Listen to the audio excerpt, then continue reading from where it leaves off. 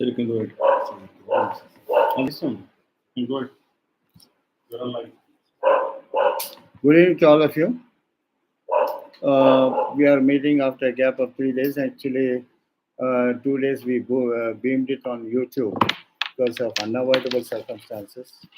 Myself and the admins were down with virus fever.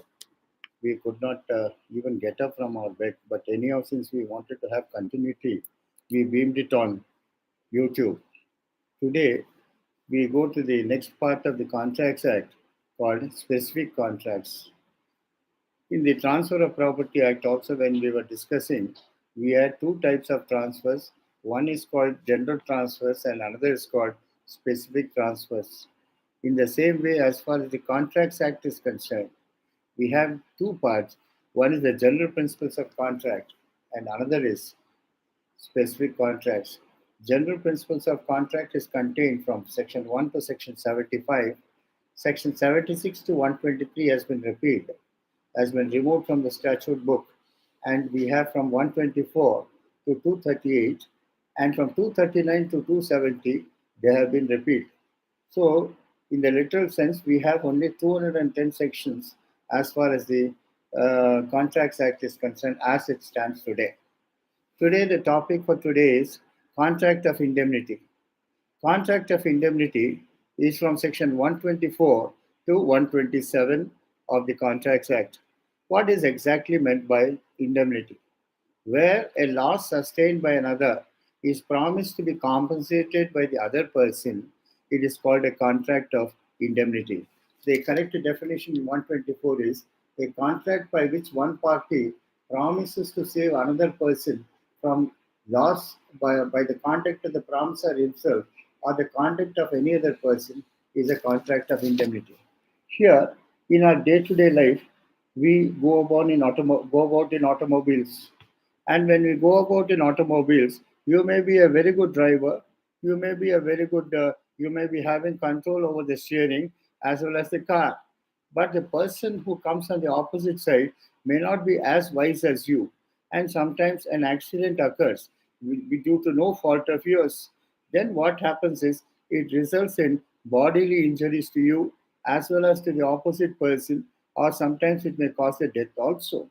In those cases, the insurance company comes in handy where it promises to indemnify or make good or compensate the loss caused to you, and either due to the fault of the promisor or any other person, it is called a contract of indemnity. Here, the aspect is what are the essentials is that is in illustration is a contract to indemnify B against the consequences of any proceedings which C may take against B in respect of a certain sum of money. This is a contract of indemnity. Sometimes what happens is the suppose let us say there's a contract between A and B, and in case C proceeds against B for recovery of money for which A has good surety or guarantee, or he promises to compensate B against any loss that may be caused to him due to the action brought by C against B, then it is called a contract of indemnity. Here, in the Contracts Act, you've got two types of contracts. One is called a CIF contract, and another is called a forwarding contract. CIF contract means it's a contract between the consignor and the consignee, and the consignor promises to deliver certain bulk of goods to the consignee at a proper place, at a proper time, and a proper delivery. Then, in that particular case, suppose the goods are lost in transit, or the goods are untraced, or goods are lost, goods are there is a theft committed as far as the goods are concerned, or the vehicle which carries the goods uh, meets with an accident and nothing is recoverable. Then, in that particular case, on a proper appraisal being made by the insurance company or by a proper inspection of the goods which are damaged or which are not retrievable, then the question is the insurance company makes good the loss suffered by a particular person as a result of non delivery. This is what is called a contract of indemnity. A contract of indemnity arises in many cases.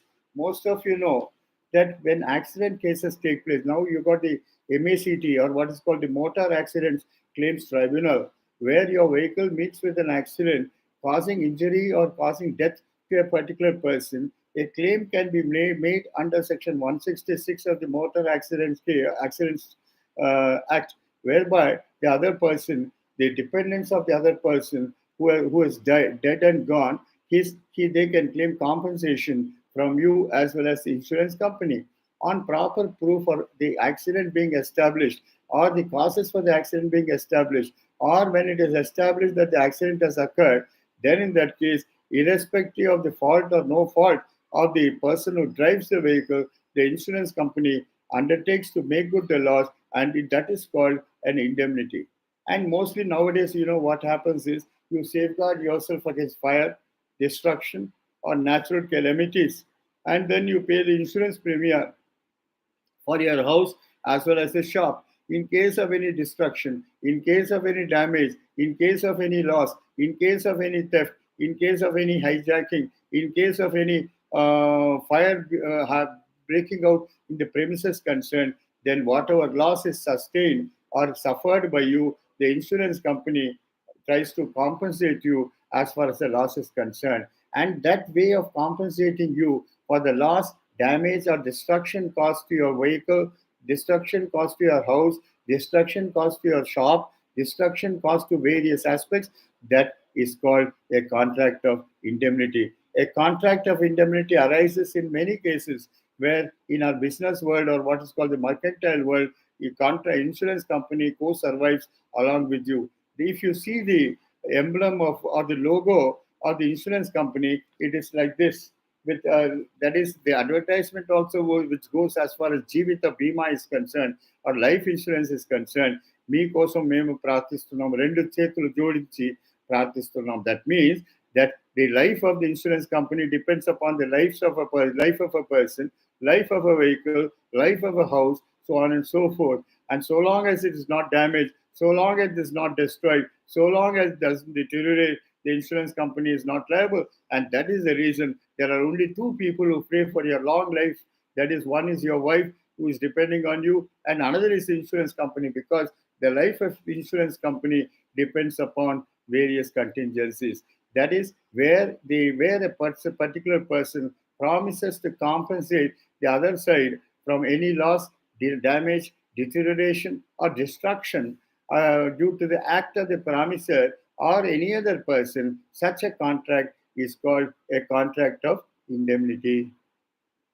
Am I making myself clear to you, please? Indemnity means trying to make good or trying to compensate against any loss, damage, or deterioration or destruction of the insured property. This is what is called a contract of indemnity. And mostly, people who are in Hyderabad know that there is a shop in Habits called A to Z Crockery, and a short circuit is almost a regular feature as far as that shop is concerned, and that shop is destroyed by short circuit at least once a year. The old stock goes and the new stock comes because the insurance company compensates the loss. I will give you one more example, sir. Nowadays the insurance company also has woken up, because they're paying a lot of compensation to people by way of indemnity. So there is a type of insurance which the world called marine insurance, MARINE, marine insurance. That means it's a triumvirate, a contract between the consigner, the consignee, and the and the carrier. Carrier is a person who's a mercantile agent who undertakes to carry goods from one place to another and deliver it at the time and deliver it at the place of the consignee. Let us say and please remember, in case of any negligence, in case of any dereliction of duty, in case of no proper care not being taken, no doubt the insurance company is liable for the loss, compensate the person who has suffered the loss, but it steps into the shoes of the consignee, and along with the consignee, it can bring a suit against the carrier for the purpose of recovering the loss or recovering the money which it has paid to the consignee for the loss of goods or destruction of goods. In a particular case, what happened was, if goods were supposed to goods were booked from Chhattisgarh to reach Hyderabad. On the way, because of the bad roads, it was carrying 20 drums of what is called chemicals, which are used in industry, and it has to reach Hyderabad. But on the way, what happened was because of the bad roads, 4 drums got damaged beyond any recognition. Then what happened was the carrier immediately lodged an FIR before the concerned police station and got a Panchanama also done to say that 4 drums were destroyed and 60 drums were intact. But what happened in this case was the matter was reported to the insurance company, and the insurance company conducted an appraisal, and in the presence of the carrier or in the presence of the consignee, and also in the inspection report, appraisal report, they said 4 drums are damaged and 16 drums are intact. And it so happened that the consignee used those 16 drums and sold it in the market. Then a claim was brought by the insurance company and the what is called the consignee together before a civil court, asking for subrogation or asking for the money which the insurance company has paid to the consignee for the loss or destruction of the goods, and they claimed a sum of rupees 12 to 14 lakhs. Then it so happened I appeared for the career and took a plea. Sir, the first appraisal was done, and in the first appraisal, it was found that 4 drums were only damaged, 16 drums were intact, and 16 drums there was no damage at all. And the carrier had taken all proper steps as a prudent man, reporting the matter to the police, getting an FIR registered, and also getting a Panchanama done. And also the appraisal was done in his presence and for the first time. But the second time, what happened was the consignee and the insurance company colluded with each other, and the insurance company paid the value of the entire 20 drums. Then the question arises in this, a simple question that arises is, what is the liability or the responsibility of the carrier? Is he liable to pay for 16 drums only, or I'm sorry, for 4 drums only and not for 20 drums? But in this case, the second appraisal was done without the carrier being present. And since there was a clear case of collusion between the insurance company and the consignee, in this case, what the court did was the court passed a decree partly for the loss of 4 drums alone. That is, only 4 lakhs was decreed. Then they said, as far as 16 drums are concerned, they were intact, and the consignee mitigated the damage by selling it in the market. He cannot claim compensation for 16 drums, and the insurance company committed a mistake by paying the compensation for the value of the goods in the 20 drums. Then ultimately the carrier did not keep quiet because he was a Sardarji. Said, Izzat ka sawal sab, let us file an appeal. We filed an appeal before the appellate court, and it so happened before the appellate court, the insurance company realized its mistake and said, sir, you pay for only the 4 drums which are damaged, and as far as the 16 drums are concerned, we are not going to claim any amount. Ultimately, a claim of 12 lakhs was settled for 2 lakhs. So what I'm trying to tell you all these things is, if you are appearing for a carrier, try to go through the entire documents, try to see whether an FIR has been lodged, try to see that whether a Panchanama has been prepared, whether it has been reported to the police station on time, or whether the appraisal was done. If the appraisal was done, if your carrier was present at that particular spot, what are the first appraisal report? How many drums were damaged? How many drums were intact? Then the question is, the first report says only 4 drums were damaged, and the second appraisal, you took a plea saying that you were not present at that time when the second appraisal took place, and the insurance company paid compensation for the 20 drums which were not at all damaged, only 4 drums were damaged. Then you can definitely succeed in the suit. Don't aspire that you have no defense. If you apply your mind, apply your brain, and try to save your career, you can save about 10 to 12 lakhs as far as payment of the money, because subrogation, the insurance company is definitely entitled to it because of the marine insurance. The carrier undertakes to make good the loss. So the question is whether your carrier has acted prudently, whether he has acted promptly, whether he has got the FIR lodged, whether he has got the Panchanama done, whether he was present at the time of appraisal. At the time of appraisal, how many drums were damaged, how many drums were intact. The second appraisal, whether he was present or not, or whether the second appraisal was done in collusion with the insurance company and that the amount was paid without the knowledge of the carrier.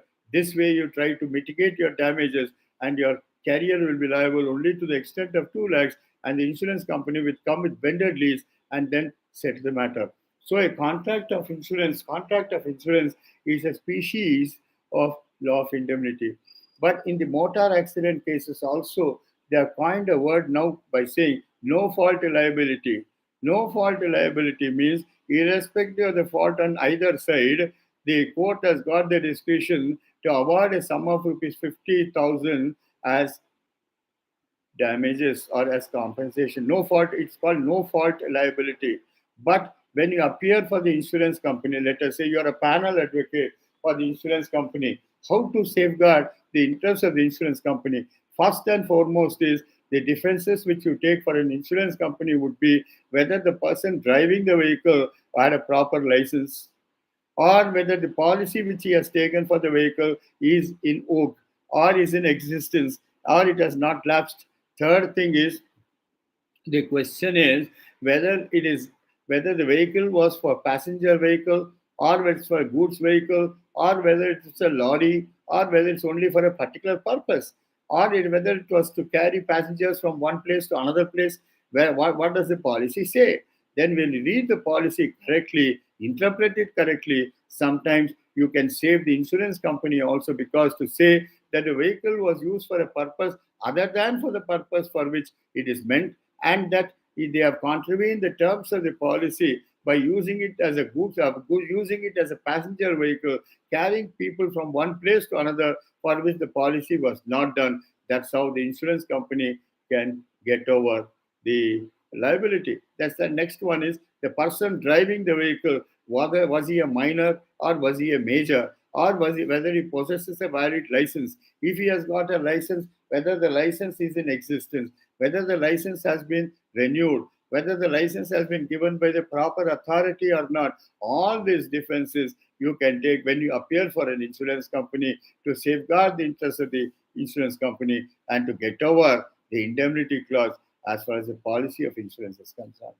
Then the question arises, sir, there are two types of policies that are issued by the insurance companies. One is what is called life policy.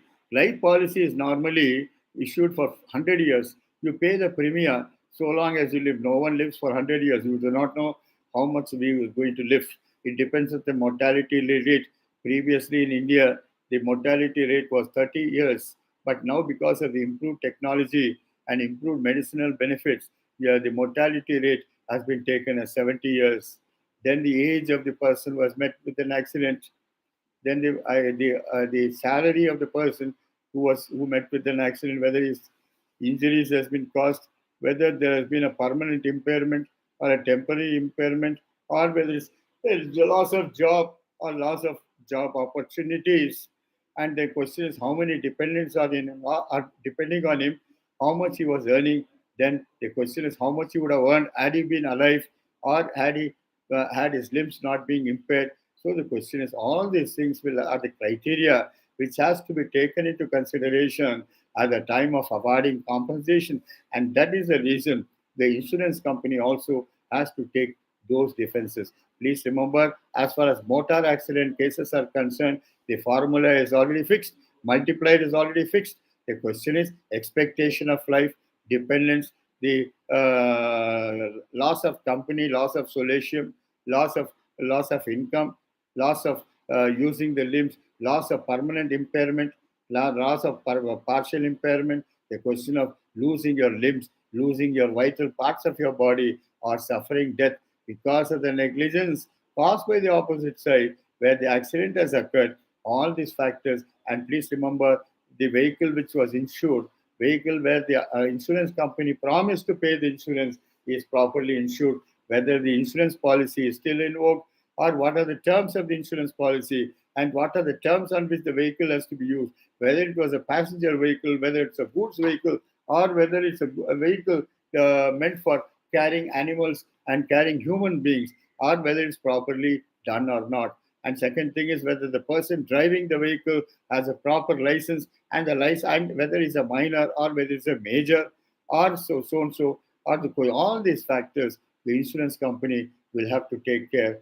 And then they'll also have to inspect the panchanama which is made, what is called at the spot where the accident has occurred, or who is on the right, who is on the wrong, who has committed the mistake, whether the brakes were in proper order, whether the vehicle was in proper order, whether it has been certified by the motor vehicles inspector that or the vehicle was fit for all respects. All these factors will have to be taken by the indemnifier, because it is his responsibility to compensate the person who has suffered a death, the dependence upon the person who has suffered a death, or a person who has suffered a permanent impairment or a partial impairment. He has lost his limbs, he has lost his employment, he has lost his employment potential, or is unfit to work, or he has lost his mental faculties or his physical faculties, or whether all the conditions of issuing an insurance policy has been properly complied or not. These are all the factors which you have to take into consideration. And most of the cases, as far as the insurance claims are concerned, they are settled across the table in the Lok Adalat. Please remember, you may claim an astronomical figure of 50 lakhs, but that doesn't mean that the insurance company should agree to that. Insurance company will bargain and ultimately agree for 10 lakhs or 20 lakhs or whatever it is. But the payment of money, payment of compensation is absolutely a must. Then normally every insurance company where an award is passed by the insurance court, by the accident court, files an appeal before the High Court questioning the quantum of compensation that is awarded, or the interest that is awarded is exorbitant, or so on and so forth. And you have got one more landmark case of Sarla Devi's case, especially in the motor accident claims, where it says the court cannot grant more than 9% interest as far as the claim is concerned. These are all the factors which have to be taken into consideration in an insurance matter, in an accident matter. Then the question is, uh, then, sir, what are the essentials for invoking the law of indemnity? One is there must be a loss. Unless there is a loss, you cannot claim compensation. The loss must be caused either by the promisor or any other person or human body, indemnified liable for loss, indemnified liable for loss, and this is contingent contracts in nature and is enforceable when the loss occurs. When does the contract of indemnity come into place, sir? When a loss has actually occurred, when the loss has occurred to the person concerned, and it has occurred because of the fault of the promisor, or fault of any other person or any other human body, or the loss has occurred because of circumstances beyond the control, and the question is the person who has suffered the loss, suffered injuries, or suffered death. It is not his fault, but it's the fault of the other person.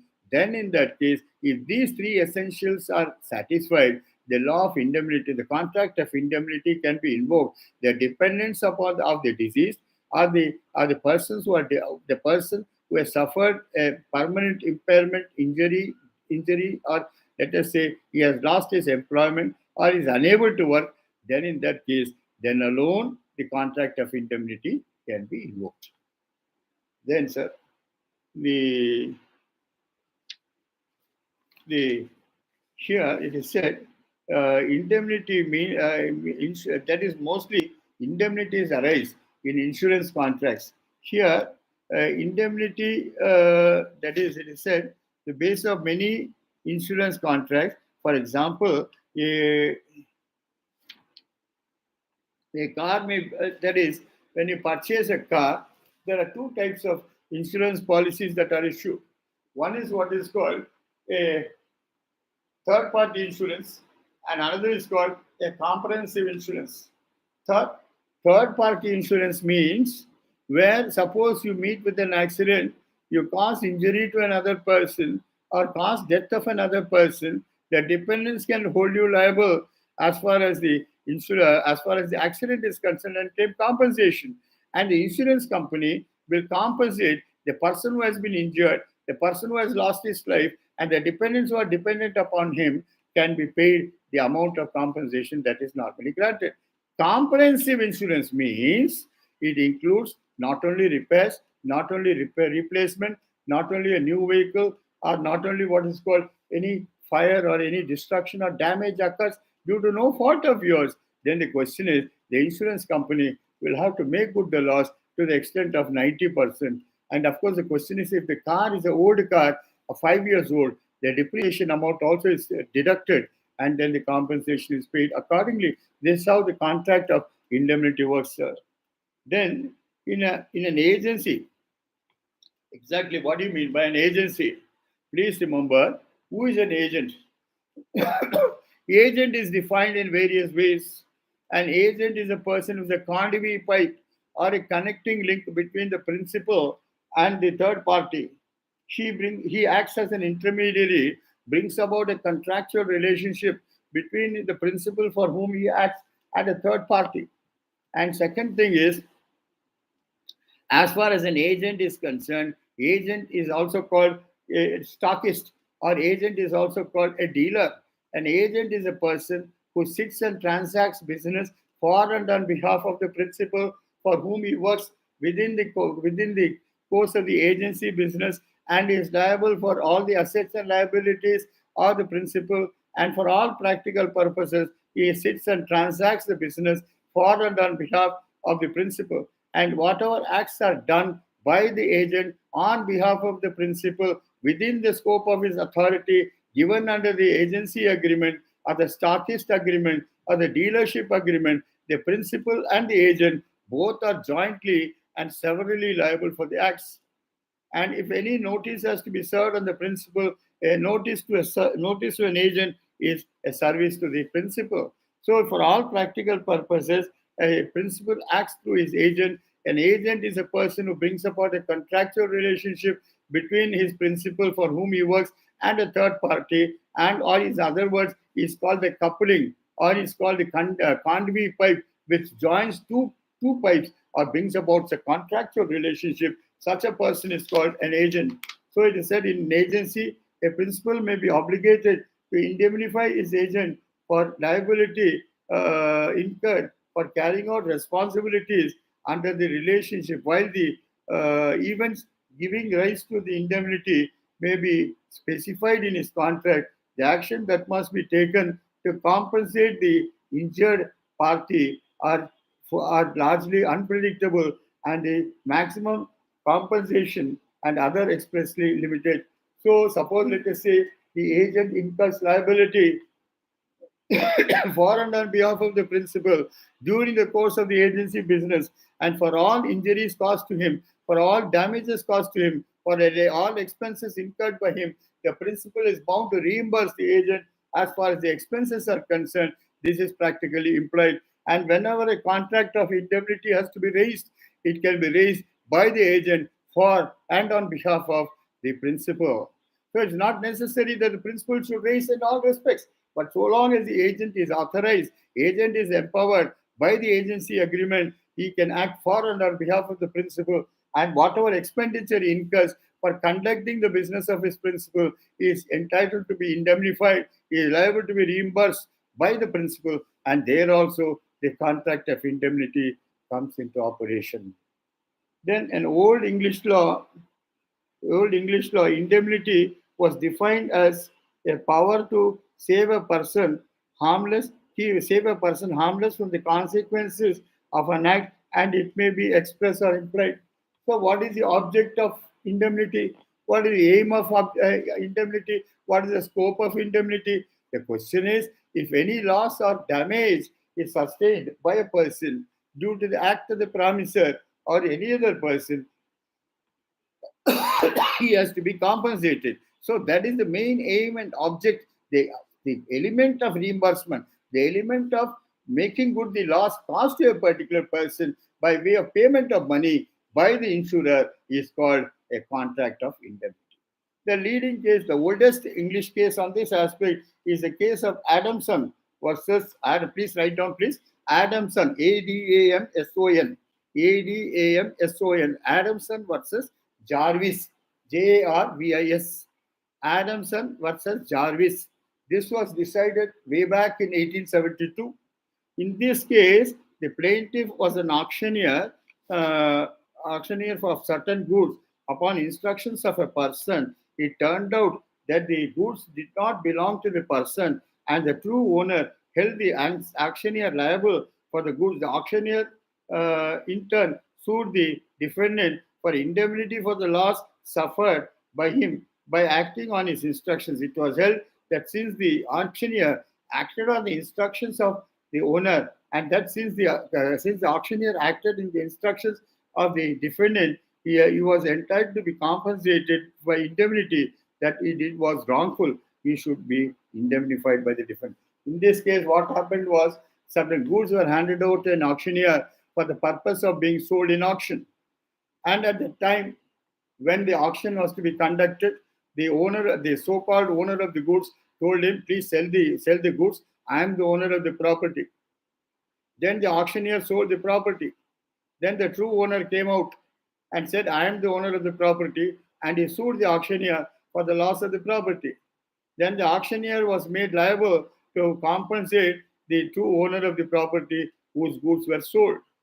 Then the auctioneer brought an action against the defendant, who was the person who gave the instructions to sell the goods, and to claim back the amount what he has paid to the true owner of the property.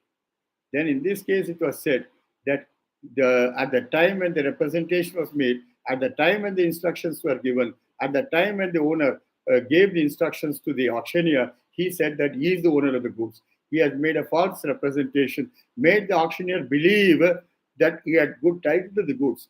Then the auctioneer, believing the defendant, sold the goods, and the true owner appeared on the scene and then claimed amount for the loss of goods from the auctioneer. It was held that the actual person who gave the instruction, that is the defendant, was liable to compensate the auctioneer for the loss sustained to pay the true owner as far as the compensation is concerned. This gave a very broad scope to the meaning of indemnity, and it promised to for the loss caused by any cause whatsoever. Thus, any type of insurance contract except insurance contracts was a contract of indemnity. So even insurance contracts come within the scope of indemnity. So put it in simple words, indemnity means making good the loss or compensating the loss, compensating the damage, compensating the destruction, compensating the deterioration, compensating another person against any loss caused by the promisor or any other person or any other human body is what is called an contract of indemnity.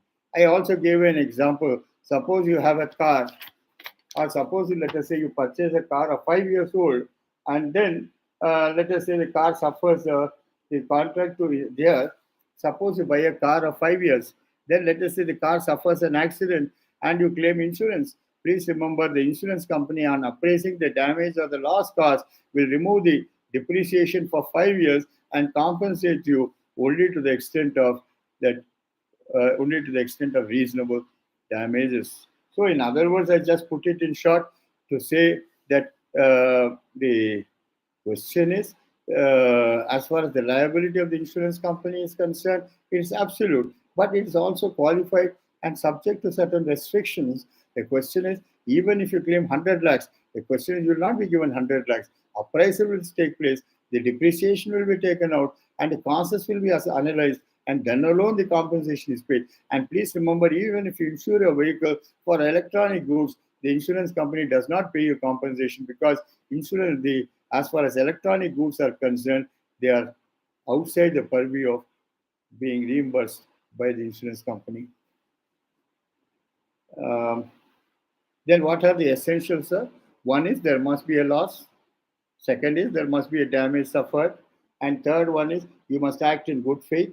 And then the question is that the contingent contracts in nature is enforceable when so please remember, a contract of indemnity cannot be invoked unless there's a loss, unless there's a damage, unless there's no fault on your side, unless the damage is ascertained and appraised, and then alone indemnity compensation would be liable to be paid. not otherwise. Then what are the rights of an indemnifier, sir? The 125 speaks about rights of an indemnifier. That is, after compensating the indemnity holder, the indemnifier is entitled to all ways and means to uh, protect himself against any loss. So, as far as indemnifier is concerned, the question is whatever loss is caused, whatever damage is caused, whatever compensation is, whatever amount he has to be paid, he has to pay. He can recover it from the insurance company, or it is can recover it from the person who has was promised to make good the loss, provided he acts prudently, acts in good faith, acts according to the instructions of the promiser, does not contravene any of the instructions, and then acts as a prudent man or a prudent businessman who would act in normal circumstances. It is called a contract of indemnity.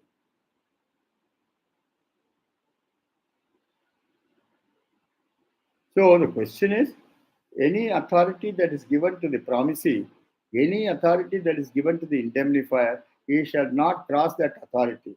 But if he acts beyond it and acts in a manner detrimental to the interests of the indemnifier, then the question is, compensation may be reduced or compensation can be negated. So we have started the contract of indemnity, and here that is it said. Then suppose let us say the indemnified, I'm sorry, the indemnified or the indemnity holder contravenes any of the instructions given by the indemnifier. That is, in that case, whatever negligence has occurred, whatever dereliction of duty has occurred, whatever violation has taken place, how the suppose the indemnity holder acts beyond the instructions given by the promiser or given by the insurance company or the indemnifier, then in that case the indemnifier can claim what is called damages. He can claim compensation and any amounts paid for in terms of a comp. And please remember, sometimes there's now a fashion now that most of the claims under the motor accidents cases or suits also against for and against the insurance company. There is the question of Mia Bibi Raje to kya karega Kazi will not apply. Here the question is the insurance company will have to be taken into confidence in all those matters, and without the sanction of the insurance company, without the permission of the insurance company, without the consent of the insurance company, no suits or no money claims can be compensated, can be settled or compromised without their permission. I think any compromise that is to be arrived at should be done with the concurrence or with the consent of the insurance company or the indemnifier. Then here the conditions are rights not absolute or unfettered and must act within the scope of the authority given to him by the promisor and must not contravene, or else must act with normal intelligence, caution and care with which he in fact there was as if there was no indemnity at all. Please remember, sometimes there is a tendency to say अरे कुछ से भी हो जाने दो भाई, पैसे वो insurance company pay करेगा. That attitude you should try to avoid. You should try to see that there is no contract of indemnity at all. Act like a prudent man. I told you also, first when there is an accident, it is your duty to go and inform the police station, get an FIR registered, get a Panchanama done, and also appraise the damage that is caused, and also be a party when the map is drawn as far as the accident spot is concerned, whether the Panchanama has been done properly or not, whether the investigation has been done properly or not, and when you are called for investigation, be present before the investigating authority and then act like a prudent businessman as if dealing with your own goods. Then the question is the contract of indemnity becomes absolute. But please remember, though the contract of indemnity is not absolute or unfettered, it is subject to certain restrictions. Here, uh, let us say, indemnify the losses of his to deliver. This is how B and C enter into contract. Here, sometimes what happens is in most of the shops, the contract is arrived at by agents. They come and book the goods, and they book the goods for the bulk, for the quantity, for the quality, the rate, so on and so forth. And they promise to see that the consignor delivers the goods according to this time schedule. Every month he delivers 100 bags of rice, 100 bags of rice, so on and so forth. But if the consignor does not deliver that 100 bags of rice, this man comes in between and says that I will indemnify you against any loss that is going to be caused to you because of non-delivery. That's how, though there is no direct contract between the third party and the consignee, the question is law presumes that a contract of indemnity has arisen between them and the person was guaranteed the delivery of the goods will have to compensate the person to whom the goods are not delivered. Here, please remember, there is a type of insurance which was previously adopted by the State Bank of Hyderabad before its amalgamation, of course. State Bank of Hyderabad, they used to insure their cash officers by a policy called fidelity insurance. Fidelity insurance means honesty, integrity, and accountability and reliability of the cash officer is guaranteed, whereby the insurance company, bank pays the premium as far as the policy is concerned for and on behalf of the employee who is a cash officer. In case there is any embezzlement, in case there is any breach of trust, in case there is any misappropriation, the policy is invoked, and first the insurance company, for whatever amount the policy is insured, that amount is paid to the bank by the insurance company. But in turn, the insurance company joins along with the bank and then proceeds against the cash officer who has embezzled the money, who has misappropriated the money, who has committed a breach of trust, or who has committed a breach of faith, or he has committed cheating, and that amount which is paid by the insurance company on behalf of the delinquent servant or delinquent cash officer, the bank has got a right of being subrogated and step into the shoes of the bank and then recover that money from the employee concerned by deduction of salary or whatever it is. This is what is called fidelity insurance.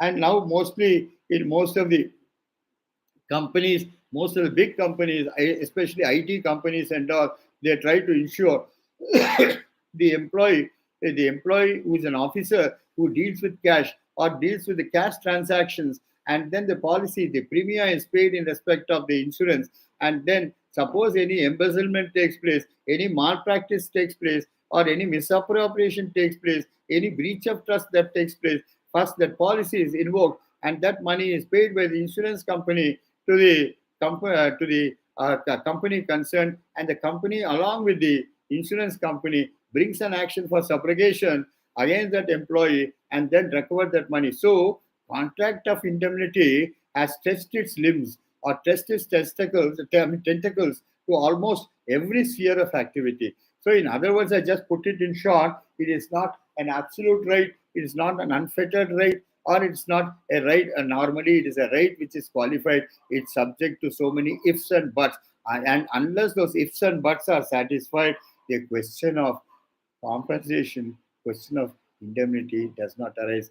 With this, we shall stop. And in the next class, that is tomorrow, I shall discuss what is called malpractice. That's what I discussed now, malpractice insurance. And then we go to one more case called Secretary of State versus Bank of India. We will discuss it tomorrow. So,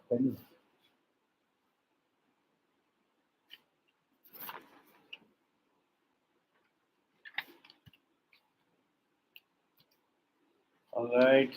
See you tomorrow again. Any questions for today? We could address it.